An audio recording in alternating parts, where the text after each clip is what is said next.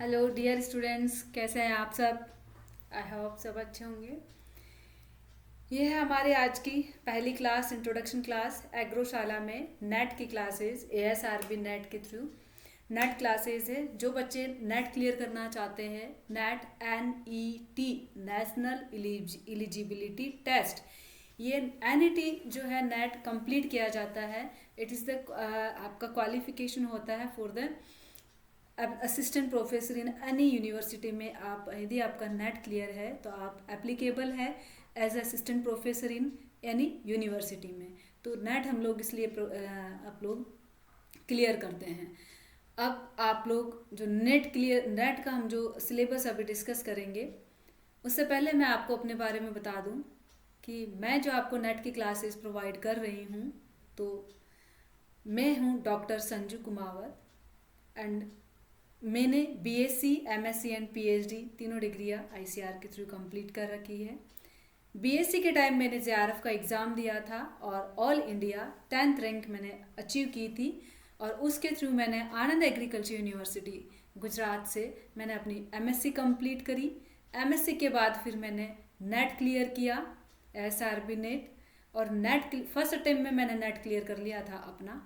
उसके बाद मैंने PhD किया, PhD कंप्लीट किया, और ड्यूरिंग MSc एंड PhD दोनों टाइम ही मैं गोल्ड मेडलिस्ट रही, यूनिवर्सिटी टॉपर रही। अभी मैं असिस्टेंट प्रोफेसर यूनिवर्सिटी में वर्किंग हूँ एंड आपको एग्रोशाला में ASRB नेट की क्लासेस प्रोवाइड कर रही हूँ। तो उसी के लिए अब हम सिलेबस डिस्कस करते हैं नेट के लिए। तो आपका फ्यूचर सेफ हाथों में है, आप लोग सही जगह हैं। अब हम डिस्कस करते हैं एग्रोनॉमी का सिलेबस। एग्रोनॉमी का जो सिलेबस है, इसमें आपके 14 यूनिट्स है। नेट के सिलेबस में 14 यूनिट्स में से आपकी फर्स्ट यूनिट आती है crop ecology and geography.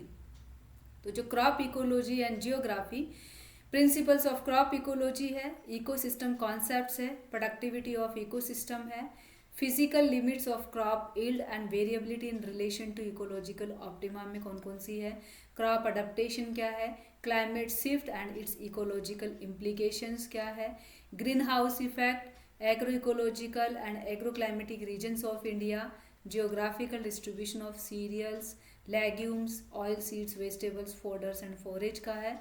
Commercial crops कौन कौन सी है आपकी, different spices, condiments, medicinal aromatic plants, adverse climatic factors, crop productivity, photosynthesis, यहाँ आपका फिजियोलॉजी का पार्ट आ रहा है, photosynthesis, respiration, net assimilation, solar energy conversion efficiency, water content, light intensity, water and CO2 in relation to photosynthetic rates में, physiological stress in crops, remote sensing, spatial indices and their applications in agriculture, crop water stress indices and crop stress depletion। तो ये आपका first unit में आता है। Second unit आपकी weed management की है। वीड मैनेजमेंट में आपका आता है scope and principles of weed management, weed classification, biology, ecology, allelopathy, weed thresholds है, हर्बिसाइड्स है, formulations, mode of action, resistance, persistence, application methods है, इक्विपमेंट्स है, biological, bioherbicides, integrated weed management, special weeds, parasitic weeds, aquatic weeds है, weed shift है, role of GM crops है, weed control schedule है आपका, and benefit cost ratio of the weed management का।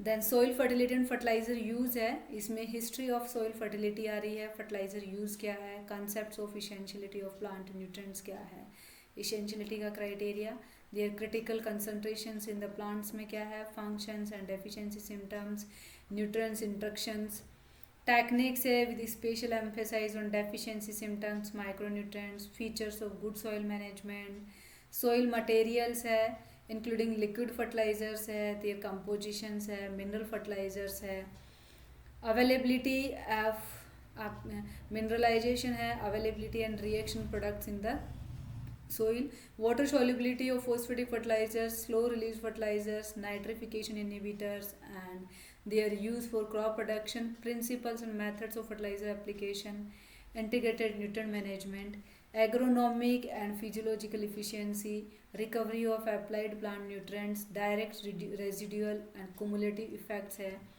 Fertiliser related environmental problems है, contamination of heavy metals in peri urban soils and their remediation. Then fourth unit है आपकी dryland agriculture. In dryland agriculture concepts of dryland farming vise rainfed farming क्या है, history है, dryland development है, significance है, constants of dryland agriculture in India क्या है, climatic classification है, डिलिनिएशन ऑफ ड्राईलैंड ट्रैक्ट्स है, characterisation of agroclimatic environment of the drylands, rainfall analysis है, टाइप्स ऑफ ड्रॉट सिंड्रोम है, इफेक्ट ऑन प्लांट ग्रोथ है, drought resistance है, drought management है, avoidance है, diversification, varieties, cropping system, conservation cropping है, mid season correction है, techniques of moisture conservation in situ and आपका evapotranspiration है, run off है, इंक्रीज इनफिल्ट्रेशन है, rain water harvesting, recycling concepts, pre season in seeding, timely sowing होती है, fertiliser placements है, top dressing है, फोलियर application, aqua fertigation, watershed management dryland areas में। तो ये आपकी ड्राईलैंड एग्रीकल्चर में आ रही है। यूनिट 5 है आपकी क्रॉप प्रोडक्शन प्रॉब्लम सॉइल्स। अब जो आपके प्रॉब्लम सॉइल्स है उसमें हम क्रॉप प्रोडक्शन कैसे लेंगे, तो response of crop to acidity, salinity, sodicity, excess water, nutrient imbalances, reclamation of problem soils का रोल ऑफ अमेंडमेंट्स क्या है, ड्रेनेज क्या है, crop production, techniques in the problem soils, varieties, cropping systems and agronomic practices. तो यहाँ तक आपकी 5 units आती है। देन 6 यूनिट है आपकी क्रॉप प्रोडक्शन की। 6 यूनिट आपकी क्रॉप प्रोडक्शन की आती है कि आपका क्रॉप प्रोडक्शन में कौन कौन सी आपकी, तो मेडिसिनल है, पास्चर क्रॉप्स है, फॉडर एंड पास्चर, सीरियल्स है, मिलेट्स है, pulses, oil seeds, fibre crops, sugar, fodder and pasture crops आपकी है, medicinal, aromatic and under utilised crops है एग्रो फॉरेस्ट्री सिस्टम में। इसमें डिस्ट्रीब्यूशन है, history, origin, climate, soil, season, intercultural operations, post harvest technology, weed control और quality components क्या क्या है, फर्टिलाइजर इंडस्ट्री यूजेज क्या क्या है, ये सभी आपके इसमें आते हैं।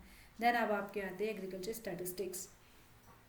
एग्रीकल्चर स्टैटिस्टिक्स में आप पढ़ेंगे फ्रीक्वेंसी डिस्ट्रीब्यूशन क्या है, स्टैंडर्ड एरर, डेविएशन क्या है, कॉरिलेशन, रिग्रेशन है, टेस्ट ऑफ द सिग्निफिकेंस में different test, T test, F test और काई स्क्वायर टेस्ट, आपका डेटा ट्रांसफॉर्मेशन आता है, मिसिंग प्लॉट टेक्निक आती है, डिज़ाइन ऑफ द एक्सपेरिमेंट्स आते हैं, डिफरेंट एक्सपेरिमेंट्स की, जैसे आपका CRD, RBD, SPD, strip plot designs, ठीक है, ये सारी डिज़ाइंस आपकी आती है। मेथड्स ऑफ स्टैटिस्टिकल एनालिसिस आता है फॉर द क्रॉपिंग सिस्टम्स के लिए और इंटरक्रॉपिंग, एंड देन लास्ट आता है आपका पूल्ड एनालिसिस। जब आप 2-3 ईयर्स के लिए एक्सपेरिमेंट करते हैं एक साथ, तो वो होता है पूल्ड एनालिसिस।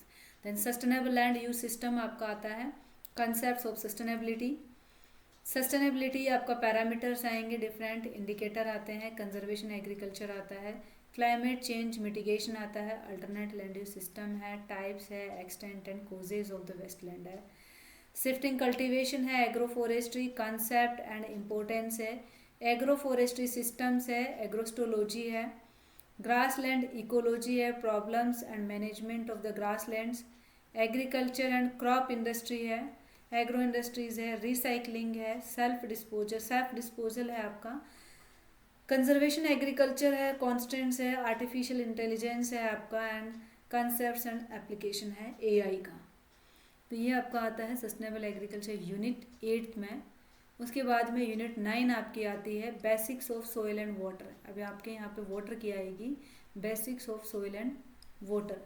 तो सोइल और वाटर के क्या क्या बेसिक्स हैं इसमें, soil and water as a vital resources for agriculture production के लिए, सोइल एंड वाटर रिलेशनशिप है, fate of rain water received at the soil surface, run off and infiltration reciprocity, factors affecting infiltration, means to enhance filtrability of soil, mechanical and biological means to reduce the runoff and soil loss, water harvesting of the crop, life saving irrigations, watershed management, ये सारा आपका dryland का part है जिसको आपको basics of soil and water में दिया गया है। यूनिट्स के आपके सिलेबस को इलाबरेट करके यहाँ पे दिया गया है, सिलेबस ज़्यादा नहीं है। सोइल एंड वाटर रिलेशनशिप है आपका। तो सोइल एंड वाटर रिलेशनशिप में water retention by the soil, soil moisture characteristics क्या है, फील्ड कैपेसिटी क्या है, permanent wilting point, PWP, determination of soil and water content क्या है, soil irrigability classification, computation on soil and water depletion, soil water potential, water flow, field water budget क्या है, evapotranspiration, scope of economising water, reducing direct evaporation from the soil, crop canopies, erodibility of the soil and their prevention क्या है, plant water relationship यहाँ पे आपका आता है। इसमें आपका आता है concept of water, plant water potential, cell water relation, plant water potential and components, significance of osmotic adjustment क्या है, लीफ डिफ्यूजिव रेजिस्टेंस क्या है, canopy temperature depression, water movement through the soil and plant atmosphere system, uptake and transport of water by the roots, development of crop water deficit, crop adaptation to water deficit, morphophysiological effects of water deficit, drought tolerance, mechanism of drought tolerance, potential drought tolerance rates and their measures. Then आपका आता है irrigation management. Irrigation management of problem soils, और एक last unit आती है आपकी organic farming. यहाँ तक आपका आता है।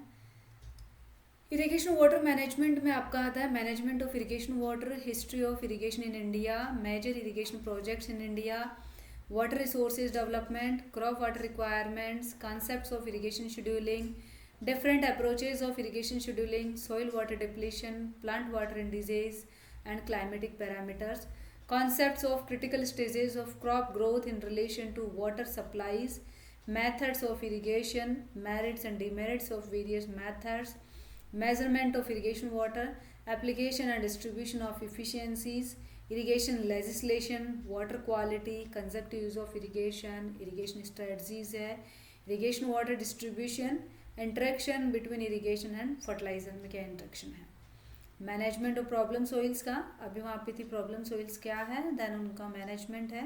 तो इसमें आपका आता है salt affected soils, acidic soils, water logged soils, ground water resources, water quality criteria क्या रहेगा, ब्रेकिस वाटर का यूज़ इन एग्रीकल्चर में, excess salt and salt tolerant crops क्या है, hydrological imbalances and their corrective measures, concept of critical water table depth of crop growth, the management strategies for flood prone area crop and crop calendar for flood affected areas, drainage for improving waterlogged soils for crop production and alternate use of problematic soils का, poor quality water for agriculture and fish production and उसका management and role of amendments and drainage का क्या role है। then last unit आपकी आती है organic farming। ठीक है, अब आपकी लास्ट है organic farming.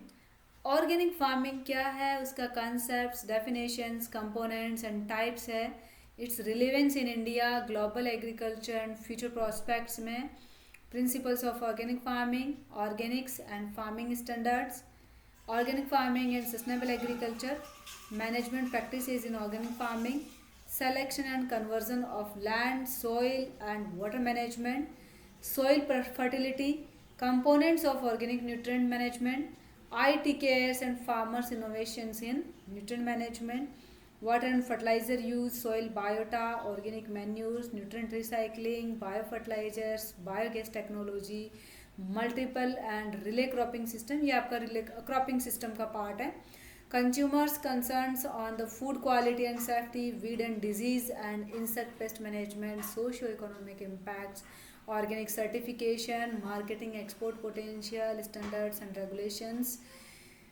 principles and practices responsible for losses of organic agriculture products, spiritual values and ethics।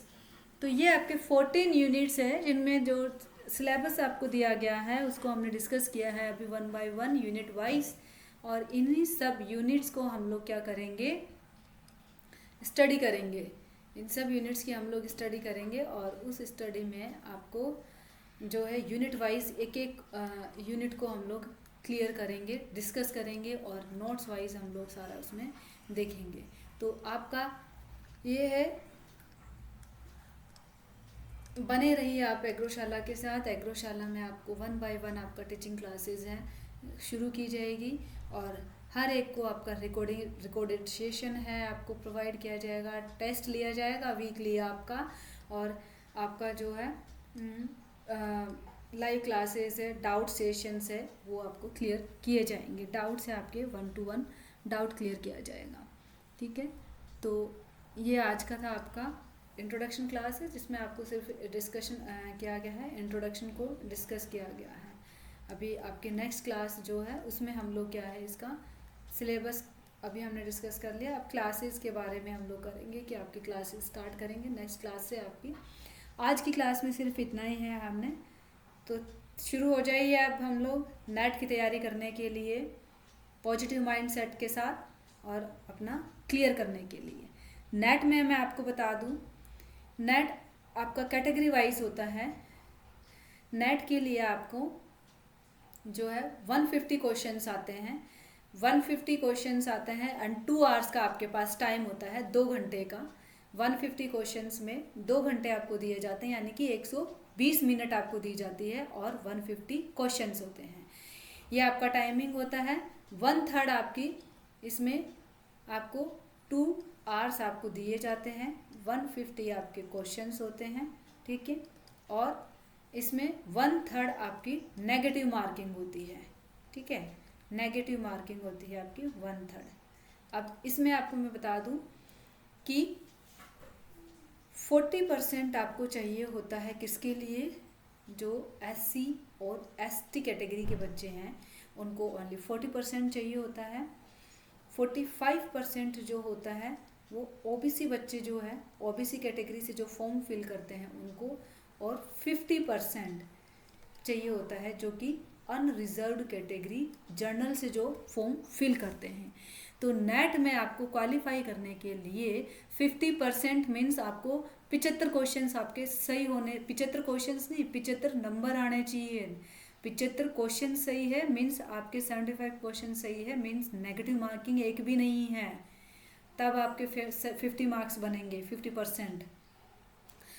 तो जो आपका टोटल जो है 100% में से 40% आपको रिक्वायर होता है SC और ST के लिए। OBC के लिए 45% चाहिए होता है, और अनरिजर्व कैटेगरी के लिए 50% है। यहाँ पर 50% मार्क्स के लिए आपको 75 क्वेश्चंस आपके सही होने चाहिए, और एक भी नेगेटिव मार्किंग आपकी नहीं होनी चाहिए, तो वो होते हैं 50 मार्क्स, 50%।